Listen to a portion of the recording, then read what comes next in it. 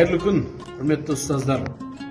Мектебімізде ұлы жазушы Мұхтар Әуезовтің туғанына 125 жыл толуына орай қазақ тілі мен әдебиеті онкүндігі өтіп жатқандығы белгілі. Осынау ұлы дүбірлі тойға біз де өз шәкірттерімізді қосуға тырыстық. 6-шы А сыныбының оқушылары дайындаған Мұхтар Әуезовтің Абай жолы роман эпопеясынан қияда бөлімінен үзінді тамашалаңыздар. Бұл үзіндіде бала Абайдың ақыл парасаты, әкенің балаға деген сыны анық көрсетіледі. Енді осы шағын көріністі тамашалаңыздар. Заман ауысты. Біздің кезіміз қандай еді? Әкелеріміздің жүздеген дауысын естісек, бәріне дайын тұратын едік. Бүгінгі заман азды. Сіздер мектеп ата-анасын ойламай, солқылдақтық танытып, қаланың тас үңгірін аңсайтын болыпты. Бұрынғы заманның жақсының соңы қатар отырған елде бірін-бірін шауып шыншып, сойқаннан арылмаушы еді.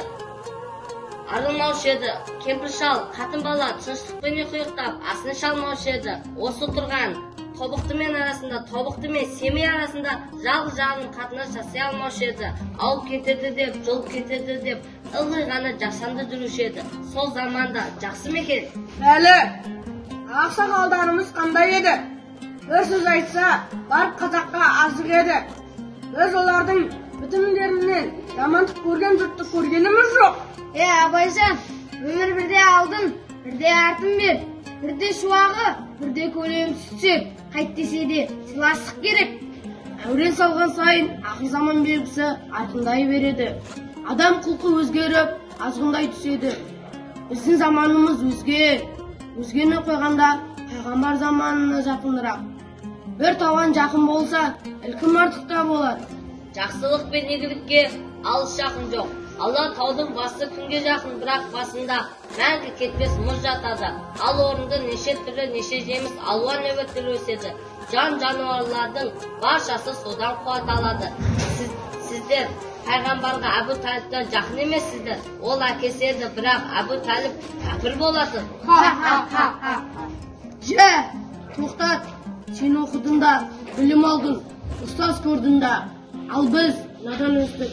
Бірақ сол білімін жұрт алдында атай сыйлауды неге білдірмейді саған?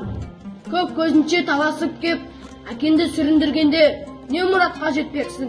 Ол кінәңіз орынды, айтмен де екені рас, ғафу етіңіз. Орайы келгенде айтамын деп жүредім. Сенің басынан 3 түрлімін көремін, соны тыңда. Айтыңыз әке.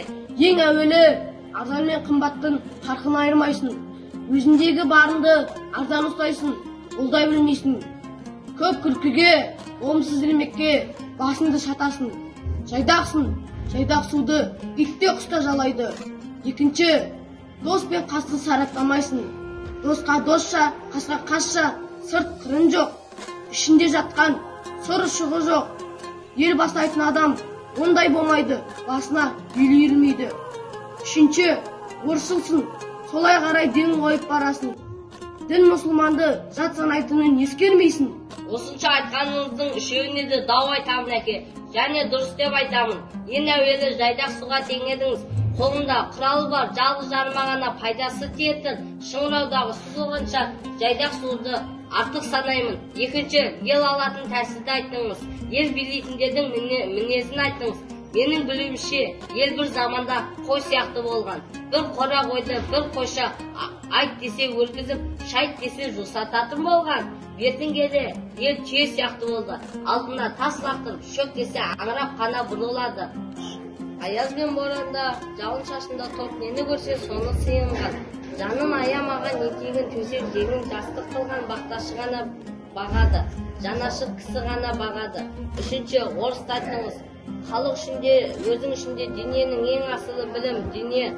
Сол өнерді орыстан ала алмаған асылды содан алатын болсам, мұндай жер жақын болмас.